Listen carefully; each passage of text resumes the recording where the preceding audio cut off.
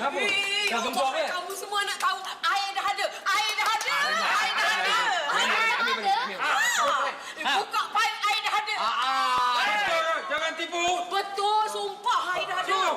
Baik cantik. Merdeka! Bebas peribadi.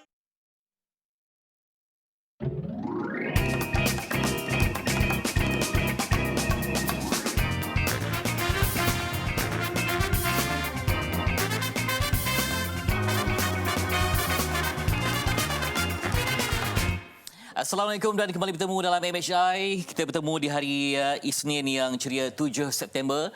Bertemankan saya Fetri Yahya. Dan juga saya Marsila Hassan. Terima kasih kerana memilih kami di Malaysia hari ini sebagai peneman anda pagi ini. Dan pastinya kalau anda tidak boleh menonton kami secara langsung di Kaca TV, anda boleh menonton kami di Facebook Live MHI TV3. Dan pastinya pagi ini bukan kami berdua sahaja yang berada di sini. Ada lagi kawan kita di sana. Okay. Ada dua orang nanti akan bersama dengan kita. Yang pertama kita akan bersama nanti dengan seorang pemuda yang memang berjuang untuk memang berada di tanah ini untuk berjuang sebab mendapatkan air bersih dan juga mencarilah pernah berjuang untuk mencatu air dan sebagainya. Afad, ya. Awak dalam kategori mana? Mencatu ke ataupun berjuang jejak air ke macam mana? Saya dalam kategori orang yang tak ada air kat rumah tapi mencari penyelesaiannya. Apa solusi yang dapat? Pergi check-in ke hotel. Oh. Hotel ada? Ada. Hotel ada sebab Tapi di KL lah. dekat Putrajaya. Okay. Sebab kadang-kadang ada di antara kita yang kadang-kadang rumah tak ada air sebab perkara ini berlaku apabila catuan air yang dilakukan tidak berjadual, tidak ada dalam jadual, tiba-tiba saja tak ada air. Kan? Jadi kita harus ada mekanisme yang cepatlah. Kan? Jadi antara tindakan yang solusi antara yang saya lakukan, saya berfikir baik kita pergi ke tempat contohnya yang tempat ada air lah. Jadi pergi check-in dekat hotel. Contohnya dekat Putrajaya ada hotel. Jadi dalam masa yang sama juga mungkin kita boleh berjalan. Macam Ada hotel ke ada air? Ha? Ada hotel ke ada air? Hotel dan ada air. Tapi nak nasihatkan juga sebelum kita nak check-in mana-mana lah kan, kena hubungi juga hotel berkenaan. Sebab ada juga yang pergi check-in hotel tapi hotel tu pun tak ada air. Jadi sama saja kan. Jadi penyelesaian itu penting jugalah. Betul. Ya, sebab saya sendiri ada pengalaman 2014 ketika isteri saya nak persalinan yang kedua juga tak ada air. Okey. Jadi dalam kamar hospital tu memang banyak tong-tong air. Memang merumitkan jugalah. Mestilah ada gangguan. Rumah Maslah tak ada? Tak ada? Tak ada. Kat Ceras tak ada. Jadi selamatlah, tak adalah kita terkesan dengan masalah air ni. Tak perlulah macam Fazli pergi, mungkin ada bajet lebih kan, boleh pergi hotel. Ada orang beli air mineral. Itu macam mungkin alternatif lah. Mungkin ada juga yang balik ke kampung dan sebagainya. Kan? Macam saya tak terjejas, walaupun memang tak ada di pipe utama, tetapi tak terjejas sangat sebab memang ada takungan. Dan kebetulan pula isi rumah yang sedikit. Jadi mampu untuk menampung sehinggalah mungkin disebabkan mereka jangkakan 4 hari tapi pulih lebih awal alhamdulillah. Dan sedang mengikut airselangor.com setakat pukul 6.30 pagi ini ataupun dikemas kini pada jam 7 pagi yang menyebut bahawa 948 kawasan telah pun pulih sepenuhnya dan 344 kawasan masih lagi dalam proses pemulihan. Dan secara keseluruhan 73.37% daripada 1,292 kawasan yang terlibat dengan gangguan pekalian air tidak berjadual ini telah pun pulih sepenuhnya. Dan kalau ikutkan dijangkakan bagi kawasan lain pula akan pulih pada malam ini iaitu 7 September.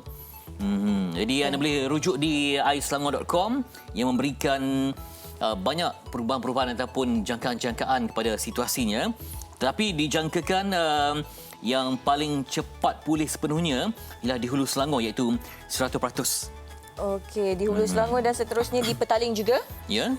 91.78% dan di Gombak juga antara yang cepat akan pulih dan juga Kuala Selangor itu antara tempat-tempat yang akan cepatlah pulih airnya. Dan kita tahu kan masalah air sebenarnya bukan perkara baru. Ya, saya pun sejak di bangku sekolah lagi lah sebenarnya. Sebab saya di sekolah asrama di Selangor. Jadi kadang-kadang sampai seminggu tak ada air. Jadi pelajar diarahkan untuk pulang ke kampung masing-masing. Jadi memang bebanan jugalah dari segi kos dan sebagainya. Okey, nanti kita akan juga dapatkan pandangan yang bernas dan juga apakah perspektif dari segi penyelesaian. Nanti kita akan bersama dengan Pengerusi Wetlands International Malaysia, Datuk Paduka Insinyur Dr. Kizrul Abdullah untuk mengupas apakah tindakan yang sewajarnya dan apakah pelan jangka panjang yang mampu untuk memulihkan air terutama di Selangor ini. Tapi sebelum tu, kita tahu tadi kalian pun dah kongsikan antara kawasan-kawasan yang mungkin sekarang ini dah ada air semula. Kalau kita ikutkan daripada statistik yang telah pun dikeluarkan, 73.37% kawasan-kawasan yang mana terjejas telah pun ada air di kawasan masing-masing. Suka untuk saya ingatkan kepada kalian supaya yang mana rumah masing-masing dah ada air masuk, supaya anda tidak menadah air seterusnya. Sebab ianya mengganggu proses pemulihan. Sebab kita tahu kita berada dalam keadaan yang panik, tak ada air, dan kita takut sebab ada tular juga dekat media sosial yang mengatakan bahawa ada gelombang yang kedua supaya tak ada air dan sebagainya. Dan kalau anda yang mana ada air kat dalam rumah, pastikan anda tidak menadah air sebab ianya mengganggu proses pemulihan di tempat-tempat yang lain pula. Okey. Kan? Jadi kalau anda kata kita semua bekerjasama, insya-Allah 100% kadar pemulihan untuk fasa LRE ini akan baik sepenuhnya. Dan Fazli, Air Selangor juga akan ada memberi petua kepada pengguna supaya jika kita mengalami masalah air dan gangguan air itu baru diterima di rumah kita, pastikan kita buka pilih air itu dulu. Biarkan air itu mengalir dulu dekat sinki sampai air itu jadi jernih. Lepas tu baru selamat untuk kita gunakan Tapi ada memasak. kes yang mana dia tak sedar tiba-tiba air itu telah pun memenuhi ruang kolam ikan. Dan bila bangun memang ikan terapung mati. Mungkin tidak sempat untuk meletakkan bahan anti klorin. Ada laporannya nanti? Tak ada, tak apa. Ada. Ikutkan kami dah Ada. berkongsi nanti. Tapi itulah antara yang berlaku kepada individu yang mungkin terjejas akibat daripada limpahan air berkenaan. Okey, kita nak mulakan juga hari ini dengan melihat paparan akhbar. Dan elok kita mulakan paparan di Berita Harian. Di Berita Harian hari ini, laporan utamanya banyak berkisarkan mengenai masalah-masalah air yang berlaku. Dan kita akan fokus kepada di halaman utama di mana beri PBT kuasa ambil tindakan undang-undang, dan perinciannya di muka surat 2 di mana PBT diberi kuasa ambil tindakan undang-undang dan pindaan terhadap Akta Kerajaan Tempatan 1976 akan diusulkan untuk membolehkan pihak berkuasa tempatan mengambil tindakan lebih tegas terhadap pihak industri yang menyebabkan pencemaran alam sekitar termasuk sumber air, dan tindakan undang-undang ke atas pihak yang didapati melakukan kesalahan terbabit termasuk pengusaha industri seperti kilang dan juga bengkel. Dan kes pencemaran sumber air memaksa operasi 4 loji rawatan air LRA di Sungai Selangor dihentikan pada Khamis lalu, iaitu LRA Sungai Selangor Fasa 1, 2, 3 dan LRA Rantau Panjang, sehingga menjejaskan kira-kira 5 juta penduduk. Dan media melaporkan juga pencemaran berpunca daripada bengkel berhampiran Sungai Gong yang menyebabkan 1,292 kawasan di sekitar Kuala Lumpur, Petaling, Shah Alam, Klang, Kuala Selangor, Hulu Selangor, Gombak dan Kuala Langat ini terjejas dan mengalami gangguan bekalan air tidak berjadual. Kerana kita tahu banyak kilang-kilang yang beroperasi di Selangor, ada yang beroperasi secara haram dan sebagainya. Itu antara perkembangan yang ada di Berita Harian. Anda boleh dapatkan akhbar Berita Harian untuk laporan penuh mengenai masalah air ini. Sebab ia menjejaskan isi rumah, Betul. industri, ibadah dan segala-galanya. Jadi memang wajah hukuman yang berat dan itu gesaan ramai pihak. Termasuklah paparan di NST yang menyebut bahawa call for change. Experts are urgently appealing for laws and operations to be reviewed to ensure a very stage of the change that enables polluters of water resources to be operate and very often is held accountable. Dan saya tertarik dengan komen yang diberikan oleh pakar criminologies and psychologies associate professor Dr. Geshina Ayu Maksaan, who is University Science Malaysia's Forensic Science Programs lecturer.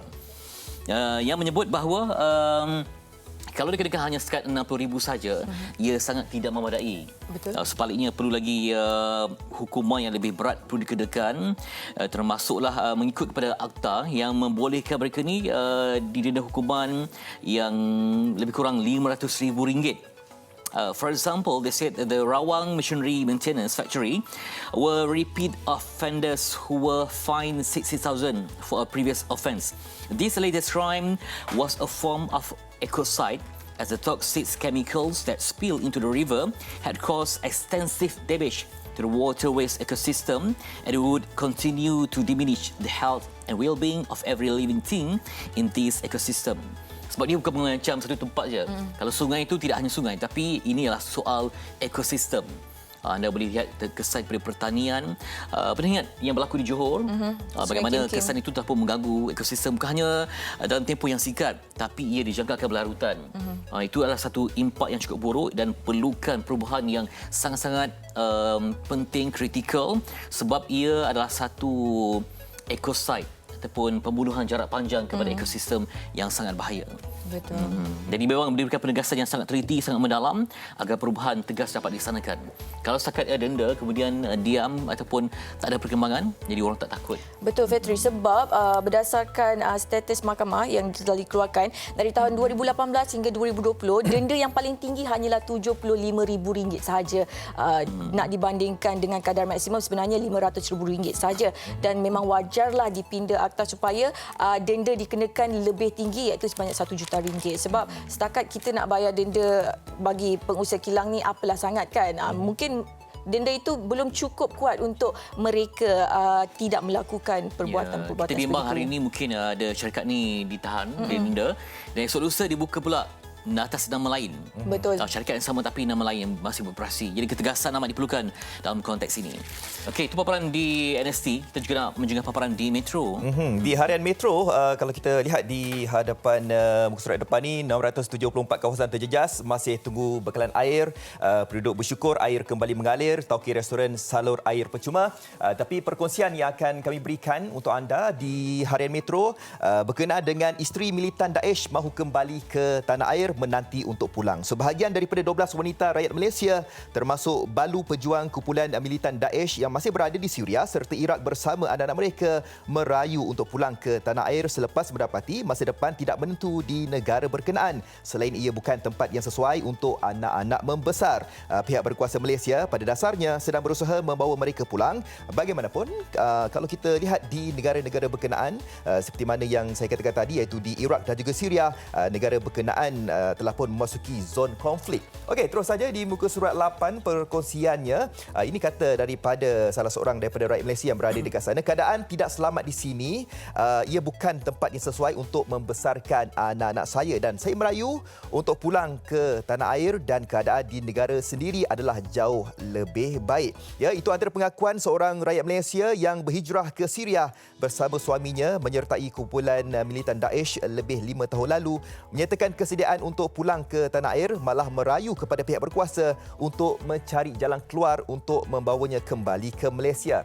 Dan wanita itu sebenarnya mengakui bahawa selepas suaminya terkorban beberapa tahun lalu, dia mendirikan rumah tangga bersama rakan seperjuangan suaminya dan menyebabkan kehidupannya jauh berubah. Ya, kalau kita perhatikan 12 wanita rakyat Malaysia yang masih berada di Syria ini, mereka sebenarnya ingin pulang ke tanah air, tetapi kalau kita perhatikan juga ya, pihak kerajaan harus ada mekanisme tertentu kerana kumpulan sokongan kepada bekas pejuang atau bekas pensimpati keganasan ini supaya mereka tidak merasakan bersendirian untuk meneruskan kehidupan. Ya, dan kumpulan sokongan ini wajar diwujudkan kerajaan, khususnya pihak daripada Kementerian Dalam Negeri, supaya kumpulan ini tidak lagi terjebak dengan mana-mana kumpulan yang mempunyai tema perjuangan radikal yang sama. Itulah dia, kalau bawa ke Malaysia itu antara yang ditakuti. Takut-takutlah ya, perkara ini mereka buat di Malaysia ya, dan kita harapkan ada satu berita yang baik, perkongsian yang baik supaya mereka ini boleh dibawa pulang ke tanah air. Di utusan Malaysia, sebelum ini kita ada kongsikan ada berita tular yang mengatakan bahawa takut-takut ada catuan kembali ya, takut-takut ada berlakunya sekatan air di rumah masing-masing. Ya, tapi dinafikan. Betul. Ya, dalam kita melihat kepada web di utusan yang menyebut bahawa bekalan air tidak ditutup semula. Dan kita lihat memanglah mencabar situasi di kawasan-kawasan pinggir bandar, kawasan-kawasan yang memang contohnya kawasan PPRT kan, tingkat 14, tingkat 15, kemudian dengan terpaksalah mengalami tumpahan air di lift. Okay. Kalau tingkat 5 tu yang tak ada lift tu terpaksalah dengan berat tangan mengangkat menggusung semua kepayahan. Tetapi jangan panik dengan berita yang tidak benar. Sebaliknya Air Selangor menegaskan bahawa mereka menafikan bekalan air ditutup semula dan cantuan dilakukan seperti yang tular di WhatsApp dan media sosial. Dan mengikut Ketua Komunikasi Korporatnya Elina Basri, dan pernyataan turut menafikan isu kualiti air yang tidak selamat di premis dan perlu dibiarkan sehari sebelum boleh digunakan. Jadi kadang-kadang kita ni terlalu nak menjadi yang pertama ataupun nak menjadi seorang yang paling lantang menyuarakan berita terkini, tetapi memberikan kesan panik kepada orang ramai. Betul, patutnya sebelum kita berkongsikan sesuatu berita itu, kita perlu mengesahkan sahih atau tak sahih berita yang akan kita kongsikan itu nanti. Dan sekarang kita dah bercakap mengenai masalah air dan sebagainya. Kita nak bersama pula rakan kita yang lain. Ya, dan Abang Malaysia Doktor. insya-Allah dari waktu ke waktu akan memberikan anda turun padang untuk berkongsi. Mungkin berarti masih akan berada di kampung-kampung. Mungkin insya-Allah saya nak. Mungkin kalau masa di kampung, apa yang masa teringin buat? Kalau di kampung, masak kawah ke ataupun masak boleh kawah ke ataupun goreng apa-apa ke? itu saya dah biasa sebab saya orang kampung. Ya ke? Bukan Korea? Okey. Okey, Eli akan berada sudah pun sampai di Muar untuk melihat bagaimanakah situasi ataupun gambaran kehidupan rakyat di waktu pagi di setiap negeri. Dan kali ini berada di Muar Johor. Ada perkongsian menarik untuk dikongsikan. Silakan Eli.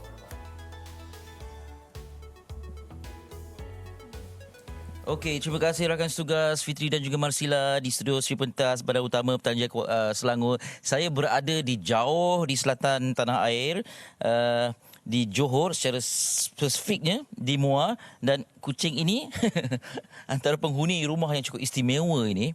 Rumah ini ialah rumah keluarga Perdana Menteri Tan Sri Muhyiddin Yassin. Nampak rumah yang cukup klasik ini, dan ini terletak di kampung Haji Muhammad Yassin, kampung yang diberikan nama sempena nama ayahanda Perdana Menteri kita. Dan lorong ini ialah lorong Haji Muhammad Yassin. Jadi dalam kata lain, keluarga ataupun penduduk kampung di sini telah pun mengenali seorang ulama yang sangatlah disenangi, iaitu Allahyarham ayahanda Tan Sri Muhyiddin Yassin sendiri. Jadi sebab tu dinamakan lorong ini sebagai lorong Haji Muhammad Yassin. Dan difahamkan rumah ini dah berusia hampir 100 tahun. Dan Haji Muhammad Yassin, ayahanda kepada Perdana Menteri, memiliki keluarga yang sangat besar.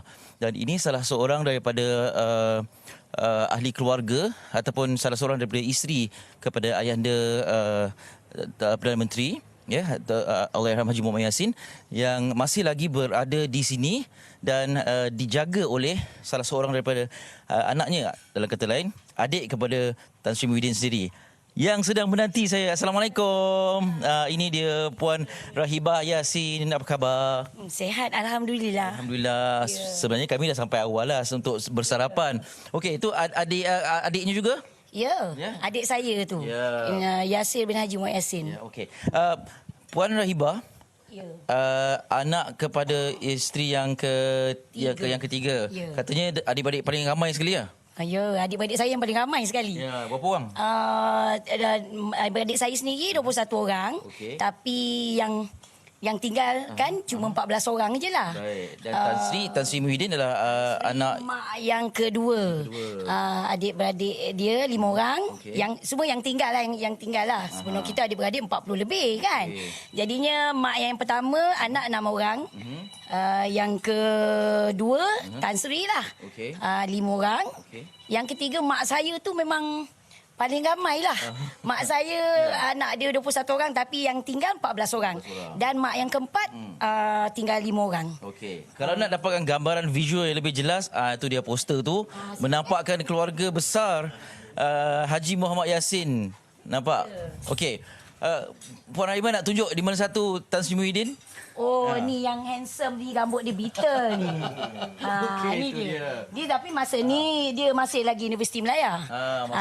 Ini gambar-gambar. Gambar-gambar lama lah. Okey. Tapi kita masa sembang santai keluarga ni, kita tunjukkan gambar-gambar yang lama. Baik. Kalau nak tahu, ni saya lah. Yang comel ni. Oh, yang macam gangster tu. Ay, ya Allah.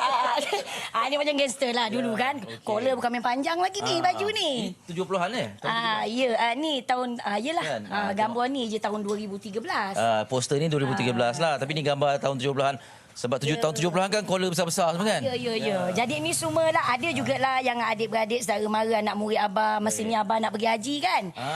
Jadi kita bergambar di depan rumah lah. Ni Okey, kan gambar- nampak suasana depan rumah mak saya ni. Baik. Rumah ni lah? Ya, yang depan tadi tu. Okey, bahagian depan tadi. Ya. Okey, gambar arwah ayah tu dia. Ni abah lah. Kita orang panggil abah. Abah, okey. Tapi Tan Sri pun sekarang orang panggil abah juga kan. Jadi kita orang adik-beradik panggil abah. Okey. Mak abah lah. Ni gambar abah. Ni mak nombor 1. Okey. Ni Tan Sri punya mak nombor 2. Baik. Puan Khatijah. Mak saya ni Hajah Sapiah. Baik, okey. Orang panggil Mak Iyah je lah. So ni Mak Kintan.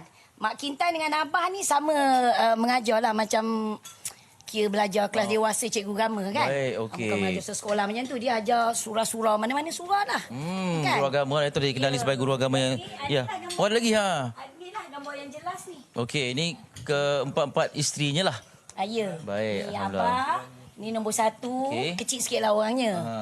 Nombor 2 Tan Sri punya mak. Mak, okey. Mak saya yang ketiga ni. Okey. Ni yang keempat. Nampak kerukunan di situ, keluarga besar dan rumah ni kira rumah berkumpulnya ahli keluarga lah ya. Okey, Ya. Puan Hibah, dalam kita berada di sini kan, tadi kita makan sarapan pagi all sedapnya dengan sambal sotongnya. Tapi hobi memasak Sebenarnya Dekat sikit, dekat sini. sebenarnya saya ni hobi saya memang memasak lah. masakan Johor lah. Masakan Johor apa-apa insya-Allah lah. Masakan Melayu lah. Yang istimewanya masakan Melayu lah. Jadi saya memang suka masak. Kadang-kadang macam kita ajakkan kawan datang kan. Contoh macam awak juga. Habis tak semena-mena kan. Misalnya kan nak lalih tak semena-mena. Lain kali kalau awak datang, okey, pergi dekat rumah Kak Raibah lah. Ni yang kita panggil Kasar di Raibah. Kasar di Raibah. Jadi saya tak sangka lah benda-benda macam gini kan. Jadi viral. Habis, Jadi hobi jadi bisnes lah dalam kata lain ya. Yelah macam itulah. Jadi bukan kalau orang tak tahu, orang ingat macam kedai. Bukan. Sebenarnya kita, tapi bila orang order, saya terima order tu macam cara tak langsung kita pun dapat berniaga. Special Okey. sekarang macam telur. Ini nak tunjuk ni, telur pindang. telur Saya pindang kali pertama tengok ni. Ya. Oh, kalau nak tahu telur pindang ni lah telur pindang Tahu, saya orang tahu makan Johor. je. Okey, ni original. Kebetulan Ellie datang kan. Saya memang tengah buat telur pindang ni. Ni ada orang tempah lah ni. Ya, sentiasa tak putus-putus. Ni macam kenduri je banyak ni Kak Rima. Dia orang memang nak buat kenduri. Ni orang Melaka yang order saya. Sampai ke Melaka dah. Melaka. Orang KL pun ada juga. Okey, Jadi ni telur pindang dah. Ada resepi rahsia, resepi keluarga ke? Ini memang resepi mak dulu. Ada orang letak kicap. Saya tak ada. Saya letak berjenis-jenis sayur-sayur. Apa nama ni? Berjenis-jenis daun dekat dalam telur ni lah. Masakan telur ni. Gempah ratus dia. Daun senduduk lah. Daun salam. Berjenis-jenis lah. Jenis daun. Jadi dia daripada telur ni jadi yang biasa putih tu. Dia terus bertukar jadi. Jadi kadang-kadang ada orang cakap kan telur pindang asal warna coklat je, telur pindang. Sebenarnya bukan. Yang penting rasa dia dalam yang serap tu. Baik. Yang menyebabkan bila saya buat memang nampak beza. Okey. Oh, orang kata telur pindang Kasar di Raibah memang meletup. Baik. Anak tahu lebih lanjut ada layari Facebook Kasar di Raibah Ya. Ya, boleh-boleh lah kalau nak buat nak jumpa, nak buat tempahan dan sebagainya. Kak Raibah, terima kasih banyak-banyak ya. Kami singgah sekejap sebab lepas ni nak kena pergi ke satu tempat lain. Terima kasih jamu kami sarapan pagi. Cik Mat suaminya pun ada. Cik Yasir, terima kasih banyak. Cik Salihuddin nanti ini pengurusi Persatuan Pelancong Daerah Muar. Lepas ni kita akan bersama dengan Dia memang orang kuat ni, betul? Dia memang selalu order masakan saya. Okey, tu dah ada nama tadi kan. Okey, baik. Ada nama. Nama dia pun ada. Sri Ubiji Telur Pindang. Okey. Baik, terima kasih Kak Rima, terima kasih banyak. Terima kasih semua. Kita nak kembali ke Sri Pentas. Lepas ni kami nak ke River Cruise. Nak sembang-sembang di sana atas bot live untuk Malaysia hari ini. Kembali ke studio. Itu dia tadi bersama Eli dan juga Puan Rahibah Muhammad Yassin yang memang saya rasa dia adalah host untuk pagi ini. Okey. Jadi memang kenapa dia tak jadi host dulu? Apa dia? Kenapa dia tak jadi host dulu? Itu Itulah. dia. Saya ada persona, kreativiti, keramahan yang juga mencerminkan keluarga besar ya. Okey, macam Masila orang Johor. Saya orang Di Johor. mana tu? Kota Tinggi. Ya, apa yang menarik di Kota Tinggi? Kalau Kota Tinggi, kalau macam tadi, Eli kata pertama kali dia melihat telur pindang. Tapi bagi saya, orang Johor, orang Kota Tinggi, telur pindang ni adalah satu Sedapnya makanan makanan. yang selalu ada Okey. di kenduri-kenduri kahwin. Kalau sebut pasal makanan, macam tadi Eli kata telur pindang, kalau kat Kota Tinggi, kita ada satu makanan eksotik iaitu belangkas. Fatri pernah makan? Tapi saya tak makan belangkas tu lah. Cuma ambil asam pedas belangkas. Oh, okey. Fat pernah makan? Apa dia? Belangkas. Belangkas. Come on. Kita orang Johor kot. Kan? Okey. Tak apa. Jadi saya nak sembang lagi pasal Johor, pasal Muar. Tapi sekarang ni kita nak kongsikan ada wara-wara. Silakan, Mas Syila. Okey. Dan memulakan dengan inisiatif realisasi impianmu bersama Shell yang menawarkan peluang kepada anda untuk menjual produk anda di seluruh Shell Select di Malaysia. Dan maklumat lanjut di www.shell.com.my untuk mendapatkan harta yang berharga untuk anda. Shell, okey. Dan terusnya. Dan ini pula mengenai Lazada di mana Lazada Chief Discount Officer akan bersiaran langsung pada 8 September ini jam 9 malam di TV3, aplikasi Lazada dan TV3 Malaysia, YouTube. Berhibur sambil membeli belah bersama-sama dengan Ain Idrus dan artis-artis terkenal tanah air serta dapatkan tawaran eksklusif dengan potongan harga sehingga 90% penghantaran percuma dan banyak lagi. Itu antara yang menarik mengenai Lazada pada hari ini. Okey. Boleh sambung Itulah dia. Sambung balik. Kalau orang nak pergi ke Muar kan, mereka tak cakap ke Muar ataupun orang Muar ni dia tak cakap saya berasal dari Muar. Dia cakap saya berasal dari Muar. Kalau dia cakap saya ni orang Muar, maksud dia betul lah original dia memang dari Muar. Tapi kalau yang istimewanya tentang Muar, kadang-kadang ada orang yang cakap kalau nak pergi ke Muar ni apa yang istimewanya, apa yang menariknya. Bagi saya Muar ni kaya dengan kepelbagaian makanannya. Betul. Satu mi bandung. Mi bandung, ya, mi bandung. Tapi yang istimewanya, yang lain daripada yang lain, menu sarapnya ataupun sarapan paginya. Sate. Yes, kebiasaannya kalau nak pergi ke Muar kan, orang akan cari makan sate. Bagi makan sate, kadang ada orang cakap apa ni pergi makan sate kan? Cuba rasa, cuba try makan sate dengan mi rebus. Dia sedap. punya blend rasa tu. Tak apa, saya akan cuba. Tapi saya teringin satu menu dari Johor. Ya. Tapi kalau di Muar sedap kot. Sambal goreng. Pernah makan? Oh, tahu yang ada suun, tempe. Okey, tak apa. Kebetulan minggu depan juga saya akan kongsikan tentang Zapin dalam Pejalah 3. Okey. Juga di Kulai. Banyak cerita Johor untuk minggu ini. Okey, sambil-sambil itu kita juga akan berkongsi kepada anda tentang ini dia cerita Bulan Kebangsaan.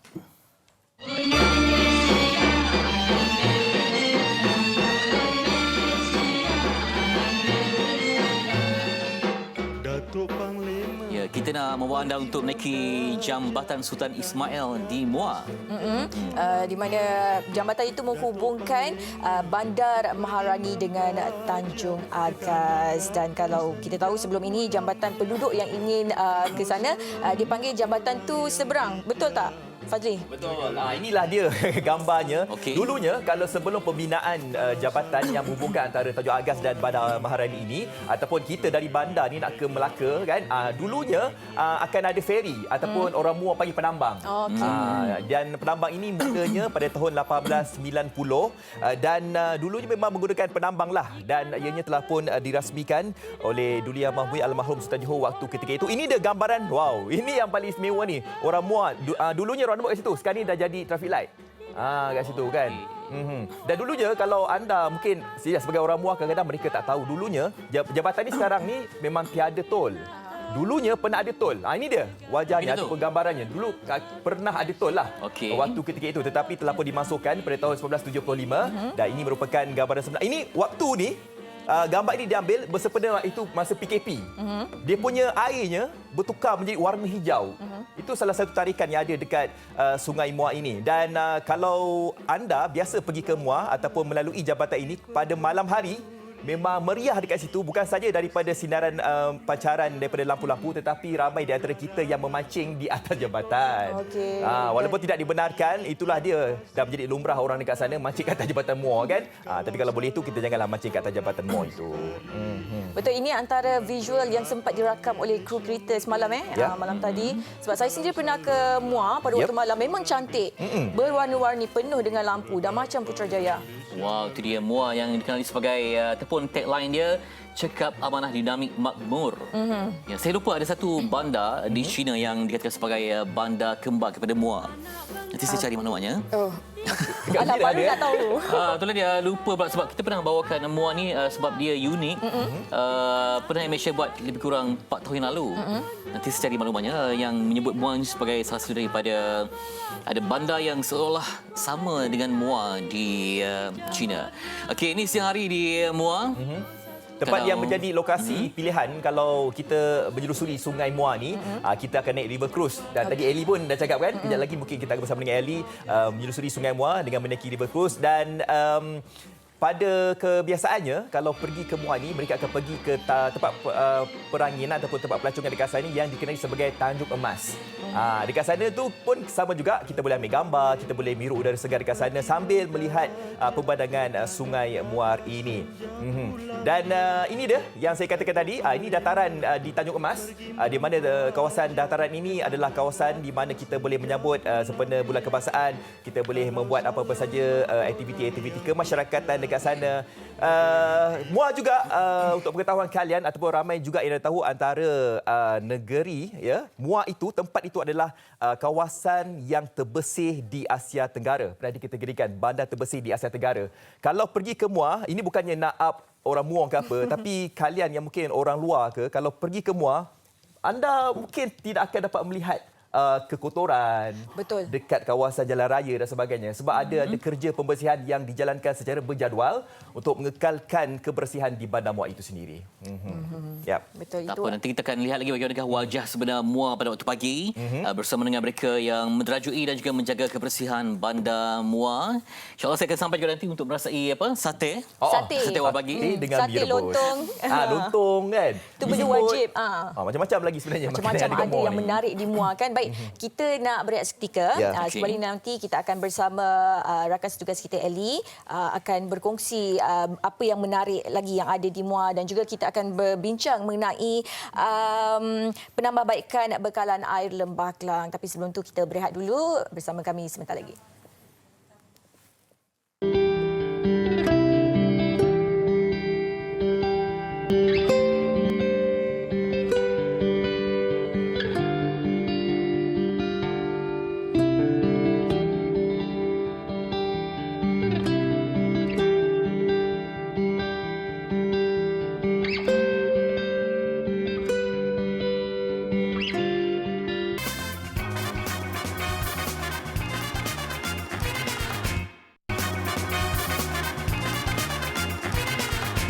Ya, kembali lagi pastinya di Malaysia hari ini.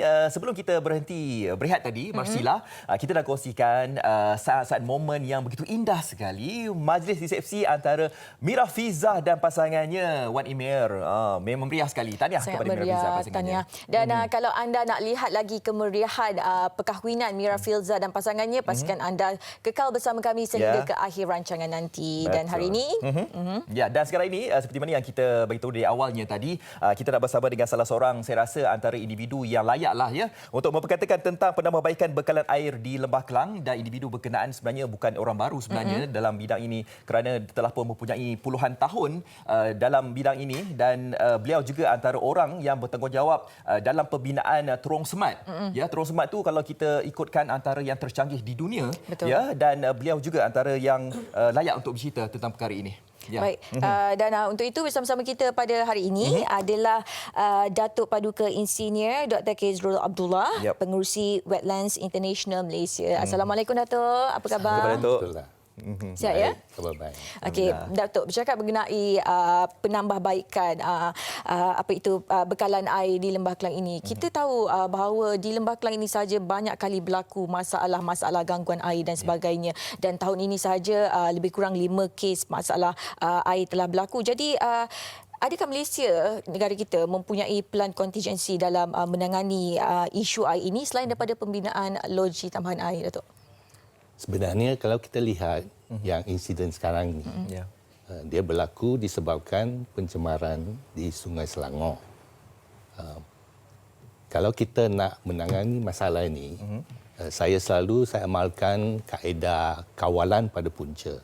Bermakna kita kawal pada puncanya sebelum dia jadi satu masalah yang besar.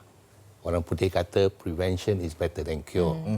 Jadi dalam insiden sekarang ini, kita lihat bahawa disebabkan pencemaran, 4 buah loji air di Sungai Selangor tidak dapat membekalkan air.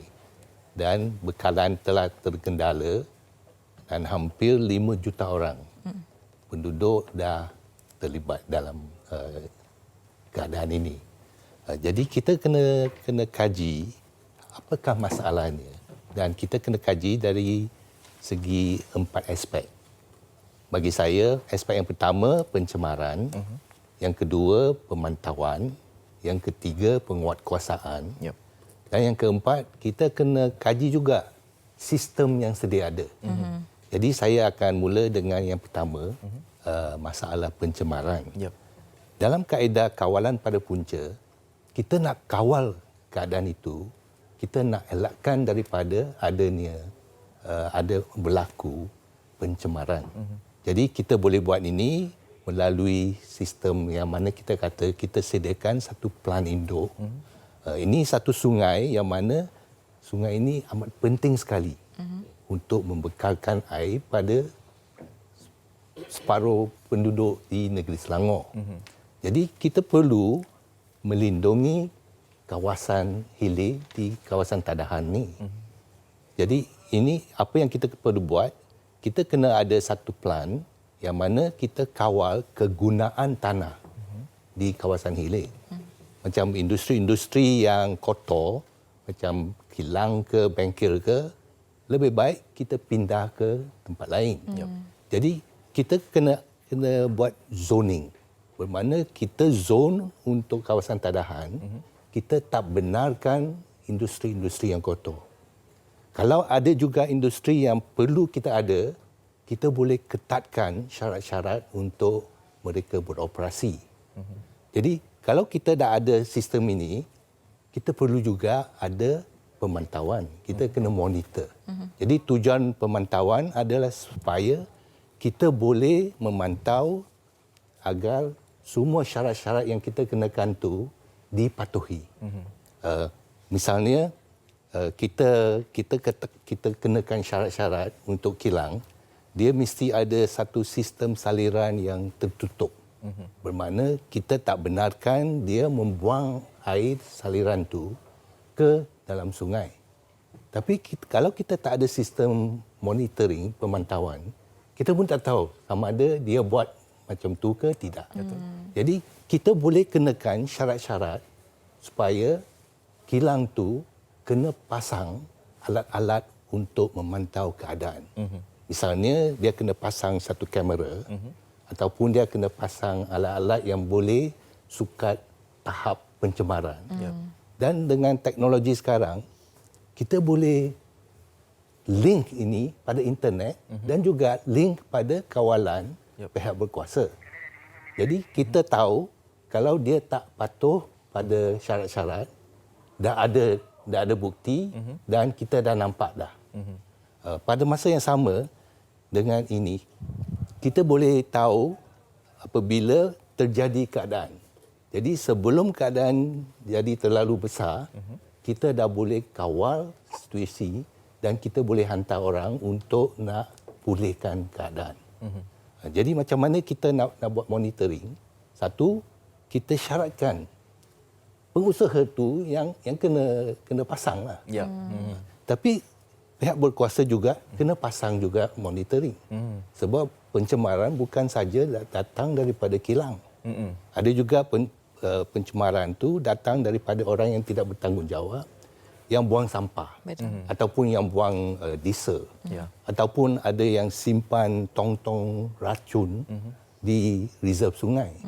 Jadi kita kena ada monitoring supaya kita boleh kesan apabila terjadi keadaan macam tu. Dan kita boleh respon dengan masa yang cepat. Yang ketiga, kita kena ada penguatkuasaan. Kalau tak ada penguatkuasaan, memang rakyat Malaysia kita tak patuh pada undang-undang. Saya duduk di Kota Damansara. Jadi isu di Kota Damansara selalu orang double parking. Tapi saya perasan tiap-tiap pagi ada 2 lori yang tarik kereta. MBPJ tu dihantar untuk buat rondaan dan siapa-siapa yang buat double parking dia akan tarik kereta tu. Jadi untuk Sungai Selangor yang begitu penting, kita perlu juga ada rondaan. Rondaan dari segi sekarang ni kita boleh buat rondaan dengan menggunakan drone. Kita boleh juga guna crowdsourcing, bermakna kita ada hotline dan orang awam kan macam sekarang ni kilang tu dah buang benda yang bau busuk. Jadi penduduk yang sekeliling tu mesti dia orang pun tahu. Jadi kalau ada hotline, mereka dah boleh bagi tahu pada pihak berkuasa dan kita dah boleh ambil tindakan yang cepat. Jadi penguatkuasaan menjadi satu deterrent untuk menghalang orang daripada membuat salah. Dan bukan saja deterrent, kita juga ada penalty. Jadi penalty sebenarnya dalam undang-undang sekarang ni, kita mungkin satu, kita perlu nak tingkatkan lagi denda. Tapi yang kedua, kita perlu nak bagi accountability. Kita tahu bahawa di bawah Akta SPRM dah gubarkan satu seksyen baru, 17A. Dalam 17A, kalaulah sesuatu syarikat melanggar Akta SPRM, dia boleh dipenjarakan. Tapi kita tak boleh penjarakan syarikat. Jadi di bawah seksyen 17A, kalaulah syarikat tu bersalah, orang yang bertanggungjawab tu sama ada CEO ke, board of directors ke, dialah yang kena dipenjarakan. Betul. Kalau kita lihat juga antara hukum-hukumannya, kita boleh beritahu juga maksimumnya boleh capai 500,000 ya Datuk ya. Dan juga mereka premis mereka ataupun kilang mereka juga bakal dirobohkan ataupun disita dan sebagainya. Baik Datuk, kita ada berbaki lebih 2 minit lagi ni Datuk kan. Mungkin Datuk boleh kongsikan antara future planning ataupun penambahbaikan yang boleh kita buat supaya tidak ada lagi berlaku masalah air, khususnya bukan saja dekat Selangor, malahan di Malaysia ini Datuk, bagaimana? Jadi yang pertama tu kita kawal pada punca. Tapi sistem bekalan air juga kita kena ada standby ataupun ada backup capacity.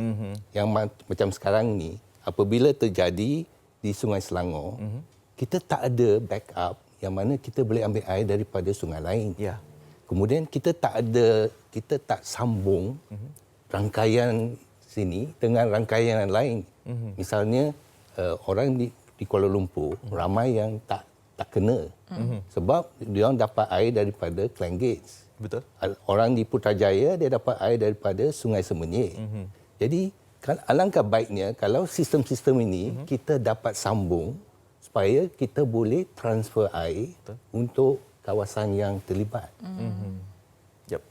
Betul, itu antara penambahbaikan yang perlu dilakukan ya Datuk. Mungkin itu bagi pendapat Datuk sendirilah dalam waktu terdekat ini. Jadi macam yang Datuk katakan tadi, dengan mengalihkan kilang daripada kawasan yang jauh daripada sungai itu mungkin antara kaedah yang terbaik dalam menangani masalah ini ya. Secara ringkas ni Datuk. Kita sebenarnya kita ada undang-undang. Undang-undang yang mana setiap kilang dia memerlukan kebenaran sebelum dia boleh dirikan kilang di situ. Jadi kita boleh ketatkan syarat-syarat dan kita boleh juga kita offer untuk pindah mereka ke kawasan lain. Baik, itu antara alternatif yang boleh dilakukan dalam menangani masalah air ini. Jadi sedikitlah Datuk, mungkinkah Malaysia memerlukan satu teknologi yang lebih canggih? Sekarang kita dah ada teknologi yang digunakan untuk masalah air ini. Adakah kita perlukan satu lagi teknologi yang lebih canggih untuk mengatasi masalah air bukan saja di Selangor tapi di seluruh Malaysia? Sebenarnya teknologi dah ada. Cuma kadang-kadang orang kira dari segi kosnya. Saya yakin pihak Air Selangor pun mereka dah ada perancangan. Tapi mungkin mereka tidak dapat peruntukan yang mencukupi untuk nak mengadakan teknologi-teknologi ini. Tapi bagi sumber yang amat penting pada semua, saya rasa kita tak boleh kira kosnya. Kita perlu ada satu sistem yang mana kita bagi piagam kepada Air Selangor, kalau ada apa-apa kecemasan, dalam 24 jam mereka mesti nak pulihkan sistem. Kita kena ada accountability. Di Malaysia ramai orang nak jadi menteri, nak jadi ketua pengarah, nak jadi CEO, tapi bila ada masalah, mereka salahkan orang lain. Jadi kita kena wujudkan accountability supaya orang yang bertanggungjawab dia faham dan dia akan wujudkan satu sistem yang boleh mengelakkan daripada masalah macam ini berlaku. Okey. Jadi betul lah apa yang Datuk katakan tadi, sebenarnya teknologi itu kita dah ada kan, dan apa yang paling penting sekarang ni kita ni sebagai manusia ni sebenarnya kan, yang mana kita ni mempunyai akal fikiran kan, takkanlah kita ni sanggup untuk kita melihat alam sekitar kita, sungai kita kan tercemar, sekaligus ianya boleh membuat ramai yang terkesan di atas perbuatan kita sendiri. Betul, dan pokok pangkalnya perlu ada rasa kebertanggungjawab dalam diri itu dalam membasmi ataupun mengelakkan daripada masalah-masalah ini daripada terus berlaku. Baik, terima kasih kita ucapkan kepada Datuk Paduka Insinyur Dr. Kezrul Abdullah, Pengerusi Wetlands International Malaysia, kerana sudi meluangkan masa bersama kami di Malaysia hari ini. Jadi Fazli, kita nak berehat seketika? Kita nak berhenti berehat seketika. Sekembalinya nanti insya-Allah kita akan bersama dengan Ellie mengikuti tentang perkembangan di Muar Johor. Anda jangan ke mana-mana.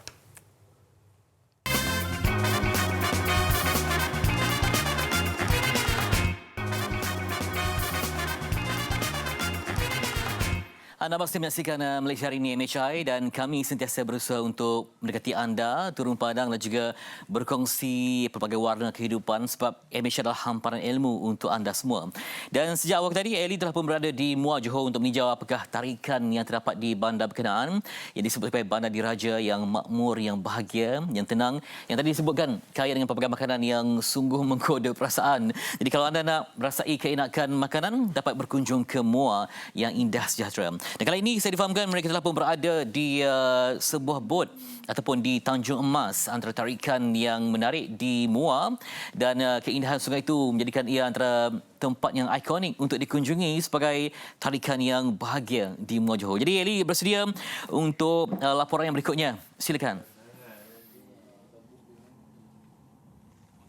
Terima kasih Ahmad Fitri di studio Sri Pentas, dan kembali berlintas langsung bersama saya Ali Iskandar, dan dalam tempoh kurang 15 minit dari kampung Haji Muhammad Yassin, kami ke Tanjung Emas untuk menaiki bot River Cruise yang kali pertama buat secara langsung atau melintas langsung di atas bot yang bergerak, dan ini tempat yang sangat-sangat menarik yang menjadi daya tarikan pelancongan Muar ini. Dan sungai ini semalam kami sempat menelusuri juga bersama dengan penumpang lain. Hari ini dikatakan tidak beroperasi, tapi disebabkan permintaan kami untuk meninjau kecantikan Sungai Muar dan juga apa yang berada di kiri dan kanan ini, kami dibenarkan untuk bersama-sama menaiki bot ini. Okey, ada satu perkara menarik saya nak kongsi dengan anda. Di sebelah ini ialah masjid, di seberang sungai juga masjid yang kelihatan sama seperti satu cermin, ya,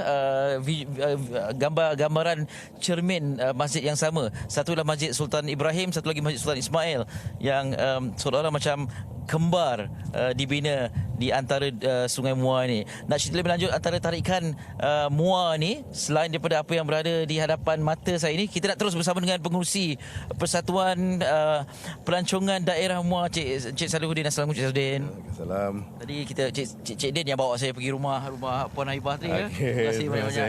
Okey, ini bila kita tengok dua masjid yang kelihatan sama ni menjadi daya tarikan River Cruise Muar ni kan. Apa lagi yang boleh kita lihat di sini? Kita lihat di sini bangunan pejabat daerah itu sendiri yang agak lama, dan satu lagi adalah Jabatan Sultan Ismail. Kita ada dua jambatan yang untuk menghubungi antara daerah Tangkak dengan Muar. Baik. Okey. Dan kita bercakap tentang sektor pelancongan daerah Muar yang sebenarnya begitu banyak sekali tarikan. Setakat ini dengan tertubuhnya persatuan dah berapa? 3 tahun ya? 3 tahun. Bagaimana agresifnya gerakan ini? Apabila kita sebuah badan NGO secara tak langsung kita mempromosikan Bandar Muar, Bandar Marani, Bandar Diraja. Sebelum ini orang panggil kita Bandar Pencen. Tapi alhamdulillah sekarang daya tarikan untuk pelancong untuk hadir ke Muar dengan penganugerahan yang kita dapat, salah satunya anugerah Bandar Pelancongan Terbersih ASEAN pada 2018. Dan ramailah pelancong-pelancong yang datang dapat melihat keindahan dan kebersihan Bandar Muar itu sendiri. Ternyata saya pun kagum bila sampai macam kebersihannya luar biasa berbanding tempat lain. Jadi itu yang membuatkan Bandar Muar dinobatkan sebagai bandar terbersih pelancongan, bandar pelancongan terbersih ASEAN. Susah tak nak mencapai kriteria diperlukan itu? Tapi untuk capai satu, saya ucapkan tahniah dululah kepada Majlis Pembandaran MUA, pejabat daerah MUA serta badan NGO sendiri yang memahami kita nak masuk bertanding sebagai bandar pelancongan terbersih. Mana dia kita dah dapat anugerah, persediaan kita untuk maintain pula.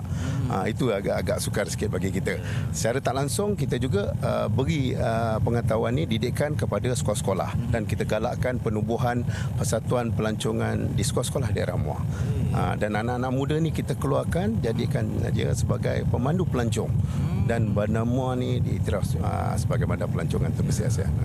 Dalam keadaan PKP ni macam-macam idea ataupun pendekatan baharu yang kita perlu cetuskan untuk mempromosikan sesuatu. Okey, sementara Cik Din sebutkan tadi tentang generasi muda untuk membantu mempromosikan MUA ni, kita nak kongsi kepada anda, ini antara temu bual yang saya sempat perolehi semalam di bot ini dengan anak-anak dan juga keluarga yang ada. Mari kita saksikan. Ada ni kali pertama bawa anak-anak naik river cruise? Ya, first time. Seronok tak naik bot? Seronok. Apa yang seronok? Dapat tengok sungai? Ya. Awak seronok tak? Best tak naik bot? Best. Kakak best tak? Assalamualaikum, namanya siapa? Nama Ika. Ika orang mana? Saya asal orang Muar, Tangkak. Tapi duduk Pasir Gudang. Takkan orang Muar pun naik river cruise? Biasalah jarang datang sini. Balik kampung pun dapat. Oh, ya. Kali ke berapa dah? Kali kedua. Ni bawa siapa? Ni bawa adik ipar. Yang lain ni kali pertama dah ni? Kali pertama. Kalau ada orang kali pertama datang naik dengan Ika kan, sepanjang perjalanan naik bot ni menelusuri sungai ni, apa yang menarik yang diperhatikan? Apa yang menarik kita dapat tahulah sejarah tentang Muar kan. Yang mana orang yang luar daripada Johor boleh tahu sejarah kat sini. Boleh tengok binaan bangunan lama kat sini. Okey, kita ada seorang penumpang celik yang teruja nak memperkatakan sesuatu ni. Okey, nama siapa? Auzai. Panggil apa? Apa-apa pun boleh lah. Apa pun panggil abang boleh? Boleh lah. Boleh. Kenapa abang naik bot hari ni? Sebab bila pergi sini macam belum pernah naik lagi bot ni. Apa yang seronok naik bot ni? Dia boleh jalan tempat laut, boleh tengok pemandangan cantik, boleh tengok haiwan-haiwan yang ada kat sini. Tengok haiwan Haiwan apa yang awak nampak? Helang bangau dengan lelumba. Wow, okey. Apa lagi yang menarik bila tengok kiri kanan ni? Rasa macam nampak apa-apa yang ada istana ke apa. Bagus ya. Awak boleh jadi tour guide dalam bot ni lah. Oh, nak jadi YouTuber ke? Okey, kalau jadi YouTuber macam mana nak cakap mula-mula kepada yang menonton lah? Tengok kamera. Cuma macam cakap, hello guys. Lepas tu? Hari ni aku selamat datang di rakaman video Auzai K. Okey, jangan lupa like. Jangan lupa like. Dan? Jangan lupa subscribe dengan channel. Terima kasih. Bagi fist bump sikit. Yeah, terima kasih banyak. Okey, rata-rata di Temu Bual memberikan respon yang cukup baik bila kita bercakap tentang river cruise ini. Dan yang istimewanya, Cik Din, bila saya tanya ada yang orang Muar kali pertama naik bot ni. Tu dia. So biasanya orang sini, orang kampung sini memang rasa macam belum ada keperluan, tapi bila naik mereka kagum. Dia akan kagum tengok keindahan yang ada di sini, kan. View pemandangan yang ada, kan. Satu yang menarik perhatian saya bila saya Temu Bual yang kanak-kanak kecil yang suka bercerita tentang apa yang dilihat ketika naik bot ni, dan dia nak jadi YouTuber. Barangkali ini satu potensi juga ya untuk anak-anak generasi muda ni mempromosikan pelancongan Muar. Salah satunya pada anak-anak muda, YouTuber tu saya rasa kita memang galakkan. Secara tak langsung dapat mempromosikan bandar Muar. Yang terbaik adalah Sungai Muar yang jarang kita lihat, yang sungguh bersih dan juga cantik lah dengan air yang jernih di sini. Dan saya dapat lihat sini kita pun dibantu oleh dua buah universiti, Universiti Islam Antarabangsa Pagoh dan Universiti UTHM. Dia ada fakulti tourism itu sendiri. Banyak kajian-kajian diberikan kepada Persatuan Tourism untuk menambahbaikkan apa yang kita perlu buat untuk mempromosikan Bandar Muar pada anak-anak muda. Membabitkan institusi pengajian tinggi juga dan sekolah-sekolah. Bermakna ini hanya bukan agensi pelancongan ataupun persatuan pelancongan sahaja juga, tidak. Kita buka pada seluruh pasal Bandar Muar ni hak kita bersama. Betul. Dan Muar ada satu trademark di sini, orang Muar gaya Muar. Orang Muar gaya Muar. Saya tak langsung inilah satu daya tarikan untuk destinasi unik pelancongan di daerah Muar. Ya, baik. Cik Din, alang kita berada di sini kan. Cik Din jadi tour guide bersama saya. Ini jambatan yang ikonik juga ya? Jambatan yang ikonik lah. Jambatan Sultan Ismail yang lama. Katanya setiap tahun ada festival. Ya, festival ada setiap tahun, kecuali tahun ini disebabkan COVID. Kalau tak kita akan buat semua jamuan, kita tutup jalan, jamuan majlis semua makan kat sini semua di atas. Mana seluruh Malaysia akan datang dan juga pelancong-pelancong daripada luar negara dah tahu festival ni memang dia akan turun. Bayangkan dalam sejarah kali pertama terpaksa ditiadakan festival tu disebabkan pandemik COVID ni kan. Okey, dan di seberang ini ada sesuatu yang menarik ni. Timing kita naik bot ni memang cantik ni. Ada perusahaan tiram yang dikatakan tiram terbaik antara terbaik di dunia. Di dunia betul, tiram antara tiram yang terbaik dan salah satu dia cara pengambilan tiram tu masih lagi dalam kategori tradisional. Cara menyelam tanpa pakai gas apa betul. Ini bukan calang-calang orang ni turun dapatkan tiram ni. Untuk tujuan kita nak jemput Cik Saidi, penyelidik perusahaan tiram ini. Cik Din, okey. Allahumma Muhammad. Cik Din tak apa, Cik Din bersama saya terus. Okey. Cik Saidi apa khabar? Baik, alhamdulillah. Ya, bila sebut penyelidik tiram ni macam bunyi dia lain macam. Kalau boleh kongsikan sikit tentang perusahaan tiram di Sungai Muar ni. Kami ada buat penyelidikan bersama dengan sebuah universiti tempatan tentang penyelidikan tiram dan kami dapati bahawa tiram ini sangat istimewa.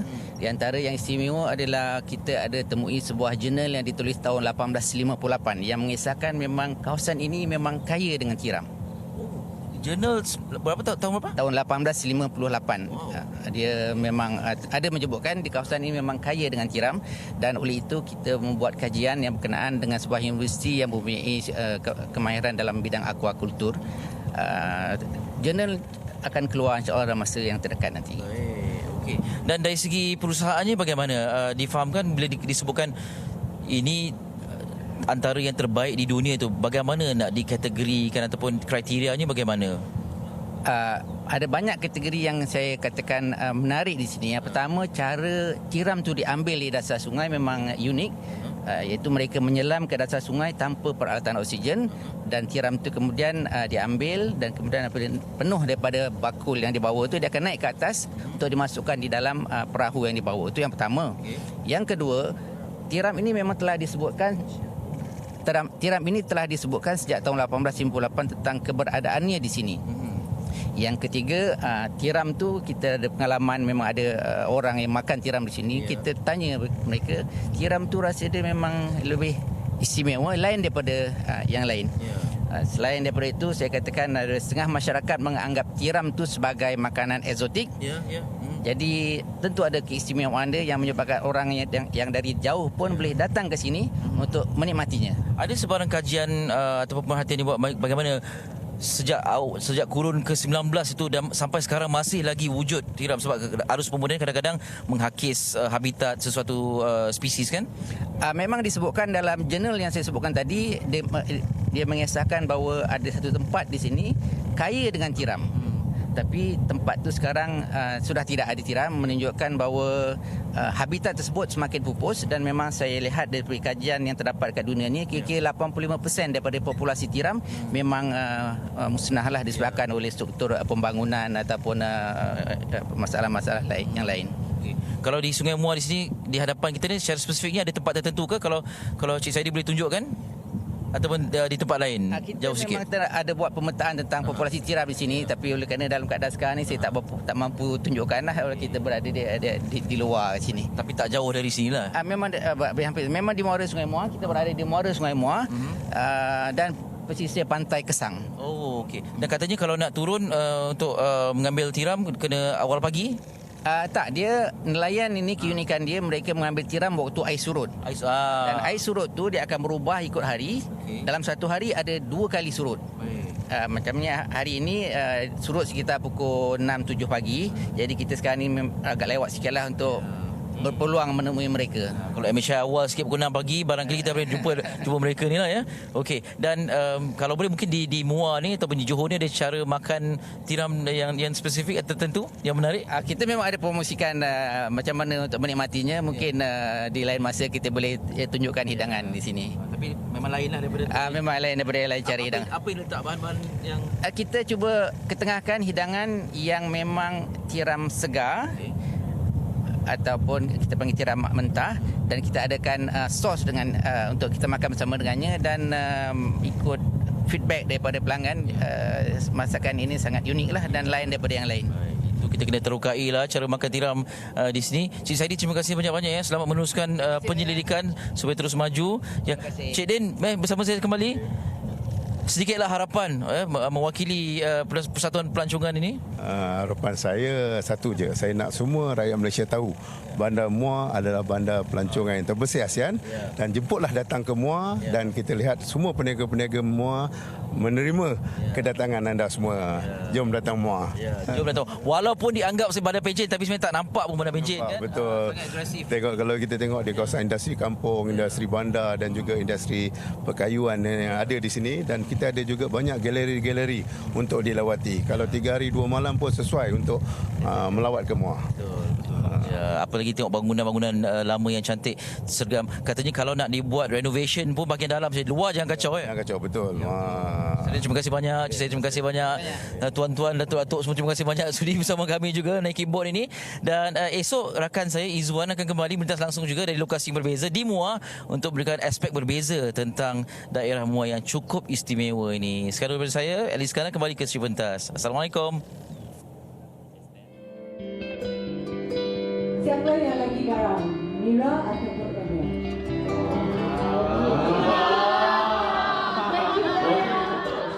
Satu, dua, tiga.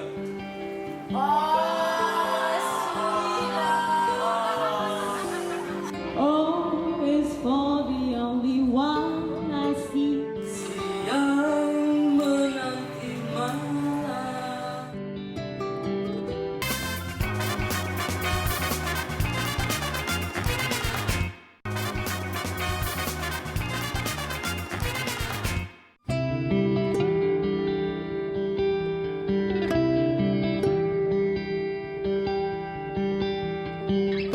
Sama cantik, sama padan.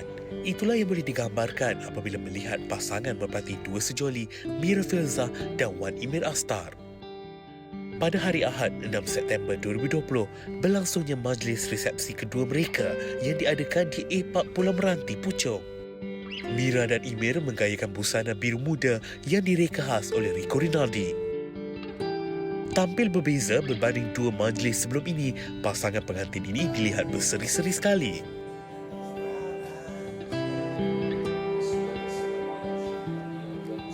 Majlis resepsi kali ini dihiasi oleh indah wedding yang nampak begitu cantik dengan dekorasi yang berkonsepkan dalam taman bunga. Majlis yang diacarakan oleh Farah Fauzana dan Radin itu berlangsung dengan sangat meriah. Saya nak mengucapkan berbanyak-banyak tahniah dan juga panjatkan kesyukuran dengan kebahagiaan yang dikecapi oleh Mira dan juga Emir. Pasangan pengantin dan juga tetamu dihiburkan dengan persembahan hebat daripada Naim Daniel, Aina Abdul dan kumpulan Rafish.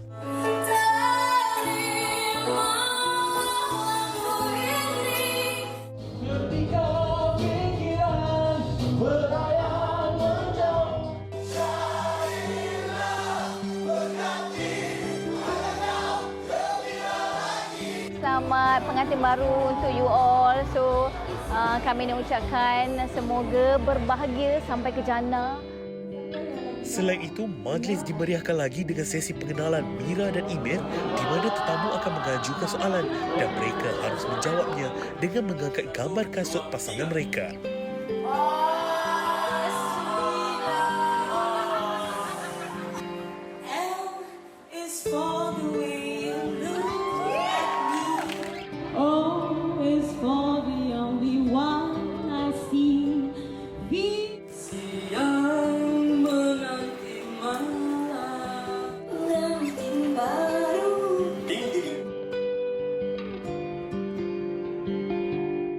Harapan kami just want to be better couple and insyaAllah wonderful parents lah. InsyaAllah nanti one day.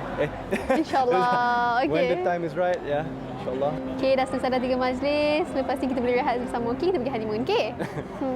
Sounds like a great idea.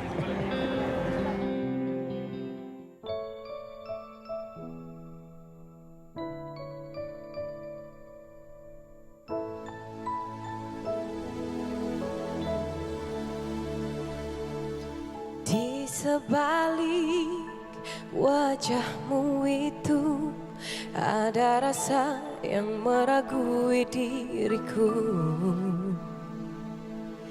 Aku perlu keyakinanmu karena aku tak pernah sekali berdusta. Sedangkan aku coba menuruti kemauanmu. Maaf yang tak mungkin indah, andai hati mula berubah. Maaf yang tak mungkin indah, jika kita mengalah hancur segala bahagia. Adakah ku bersalah denganmu hingga cinta kita semakin menjauh? Aku rindu kehadiranmu seperti dibuai lenakan sepiku. Sedangkan aku coba menuruti kemauanmu. Maaf yang tak mungkin indah, andai hatiku mula berubah. Maaf yang tak mungkin indah, jika kita mengalah hancur segala. Biarlah waktu akan menjadi penentu. Aku dan dirimu tetapkan menyatu. Jiwaku yang menagih kasihmu. Maaf yang tak mungkin indah, andai hatiku mula berubah. Maaf yang tak mungkin indah, jika kita mengalah hancur bahagia.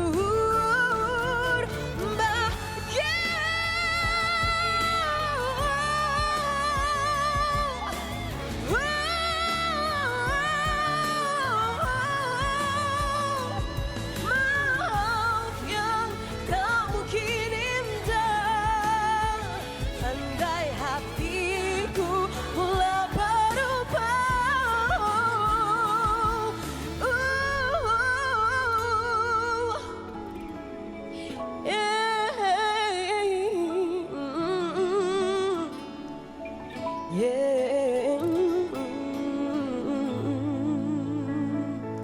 Thank you.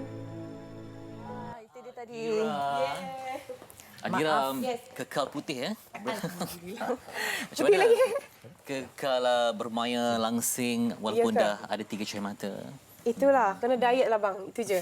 Kena diet, kurang-kurang makan nasi. Macam tu. Tapi dengan adanya 3 orang tu, memang apa?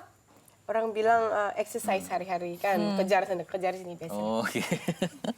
So, apa perkembangan Adira sekarang? Okey, alhamdulillah macam tadi saya baru nyanyi lagu baru saya yang bertajuk Maaf. Okey, dan alhamdulillah juga dah keluar dah single music video dia, music video. Yeah. Okey, korang dah boleh tonton dekat Nova Music Nova YouTube channel. Ya, di Lalau tu di kawasan mana tu? klip videonya. Music videonya di kawasan Shah Alam. Kalau tak salah di butik Starvillion. Yang tadi tu di ombak-ombak tu? Di ombak itu dekat apa mana?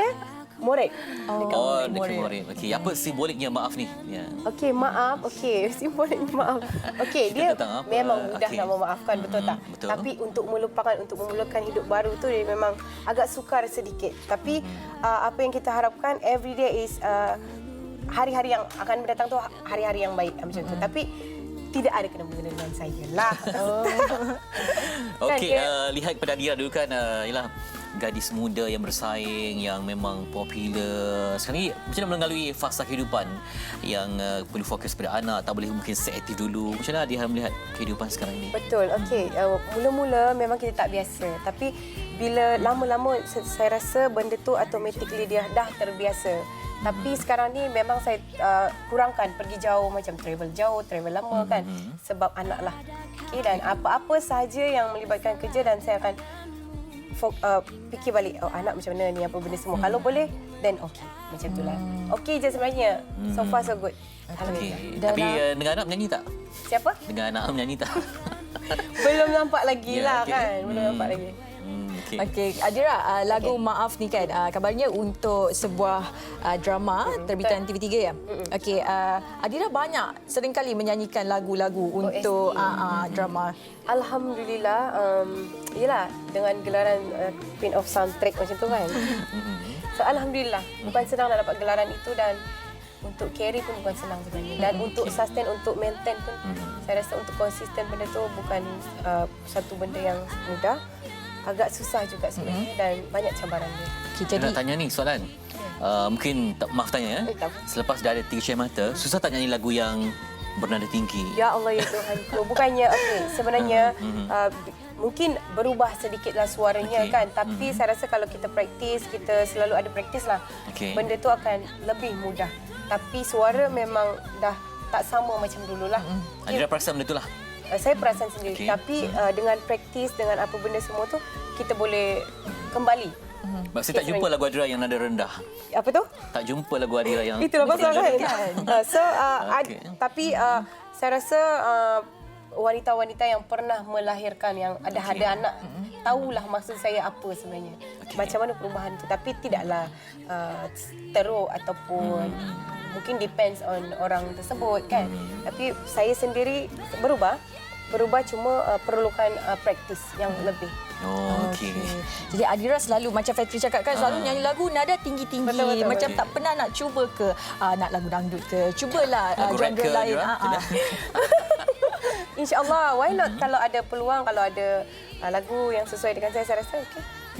Saya tak akan tolak. Tak teringin cuba untuk lagu-lagu ada elemen rakyat negeri Sabah ke?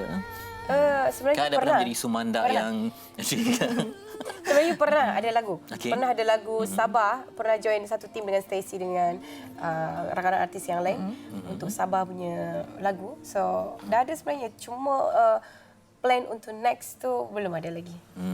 Itu dia. Okey, sebut tentang rakan duet kan. Tak ramai yang berpadu suara dengan Adira. Susah tak nak cari rakan yang... Ramai juga. Ramai juga. Cuma, yang paling nyalah Hafiz lah. Chemistry tu dengan Hafiz lah sebabnya kalau perasan kita orang tiap 4 tahun kita orang akan keluar lagu duet. So macam asal World Cup je keluar lagu baru, betul tak? Betul. So chemistry dengan Hafiz tu bukan sebab apa, dia seorang yang sangat komited dengan kerja dan senang untuk berurusan dengan dia. So bila kita dalam studio sama-sama, benda tu jadi senang. Senang nak bekerja sama dan saya rasa bukan dengan dia je senang, dengan tim kita orang semua sekali senang untuk ada communication kat situ. So alhamdulillah. Okey, kalau diberi peluang lah Adira nak berduet dengan Hafiz, dah pernah mungkin dengan orang lain ataupun rakan artis wanita. Ada impian yang belum tercapai. Mungkin saya nak berduet dengan perempuan tu. Siapa? Tak tahu lagi kan. Tapi tak tahu. Dengan siapa-siapa je saya tak kisah. Tapi dengan perempuan. Genre dia macam yang vokal yang tinggi-tinggi. Apa contoh lagu Cinta lah, lagu Melly Goeslaw dengan Krisdayanti. Konsep macam tu. Macam tu, konsep macam tu kan. Sebabnya fan-fan saya sebenarnya dia orang suka saya menyanyikan lagu macam ballad kan, macam tu. Catchy dia orang suka juga, tapi agak susah untuk saya jumpa ataupun dapat lagu-lagu yang catchy macam tu kan. So saya masih lagi jalan gaya yang lagu ballet je kan. Sebab OST pun kadang-kadang semua lagu macam slow. Betul ya. Ballet kan. Macam balada dah banyak, tak teringin betul. pula nak berlakon. Berlakon, saya pernah berlakon. Ya, okey. Saya pernah berlakon, tapi saya sebenarnya kan selut sangat timing pelakon ni sebenarnya kan. Diorang boleh stay dekat set tu dari pagi sampai ke malam, dari pagi sampai ke pagi betul. Tapi macam saya yang mungkin saya rasa berlakon tu kena ada minat, kena ada komitmen yang tinggi. Betul, komitmen yang tinggi. So I want to be a singer. Tapi saya tak, dalam masa yang sama saya tak boleh nak carry jadi berlakon juga kan. So saya pilih antara dua tu, saya nak menyanyi jugalah. Tapi good experience lah saya pernah berlakon. Bukan kata tak seronok sangat, tapi timing tu. Kalau saya nak menyanyi, saya tak boleh nak berlakon. Okey. Okey. Itulah klip video dia pun banyak api-api ya. Betul. Api kemarahan ke apa tu? Tak. Sebenarnya api itu melambangkan, okey. Kalau korang tengok dekat music video saya tu, api itu melambangkan sebenarnya selagi api itu menyala, marak besar macam tu, selagi itulah semangat kau untuk hidup, teruskan perjuangan hidup tu berkobar-kobar, dan dia sebenarnya cepat move on. Okey. Dia bukan melambangkan kemarahan ataupun jahat macam tu kan, tak. Dia sebenarnya semangat. Api tu membakar semangat. Okey. Apapun semoga sukses untuk Adira. Okey, thank you so much. Ya, terus bahagia. Alhamdulillah. Dan kekal jelita. Okey. Baik, kita akan bersama dengan Fazli untuk sedikit perkongsian. Ada link sana? silakan. Ya, untunglah kan Fitri dengan Marsila bersama dengan Adira kan. Tapi hari ini saya dengan Adira ada penjarakan sosial. Baik, saya nak kongsikan, ini dia sponsor Lazada. Lazada Chief Discount Officer akan bersiaran langsung pada 8 September ini jam 9 malam di TV3, aplikasi Lazada dan TV3 Malaysia YouTube. Berhibur sambil membeli belah bersama-sama dengan Ain Idros dan artis-artis terkenal tanah air, serta dapatkan tawaran eksklusif dengan potongan harga sehingga 90%. Jadi pantaran percuma dan banyak lagi. Jangan lupa 8 September 9 malam di TV3. Baik, kita telah pun sampai ke penjuru rancangan. Terima kasih kepada anda semua yang bersama dengan kami dari awal sehinggalah sekarang ini. Kembali bersama dengan Fitri dan Marsila. Okey, kami cuma sejengkal cuma. Yang paling penting esok kita ada topik yang sangat penting. Kita ada cabaran merawat pesakit tidur berdengkur. Ya, sebab dengkur ni boleh membawa maut. Betul. Okey, kita jumpa esok untuk ilmu yang berkekalan. Kita jumpa lagi. Assalamualaikum. Jiwa kita merdeka, tiada lain kau dan aku sama saja. Kita kan semua sama rata. Jiwa bebas merdeka. Oh, kita anak merdeka. Oh, kita sama warna. Merah, putih, kuning dan biru. Samanya warnamu. Gagah bersatu, cekal tiada berbeza. Ini darah tumpah darahku hingga akhir hayatku. Panggillah kita, laut suara merdeka.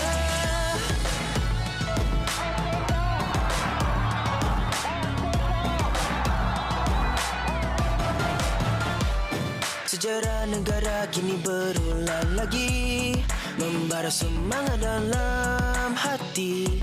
Jiwa kita merdeka, tiada lain kau dan aku sama saja. Kita kan semua sama rata. Jiwa bebas merdeka. Oh, kita anak merdeka. Oh, kita sama warna. Merah, putih, kuning dan biru. Samanya warnamu. Gagah bersatu, cekal tiada berbeza. Ini tanah tumpah darahku hingga akhir hayatku. Panggillah kita, laung suara merdeka. Sini lainnya sebuah cinta. Warna putih, kuning, biru, merah.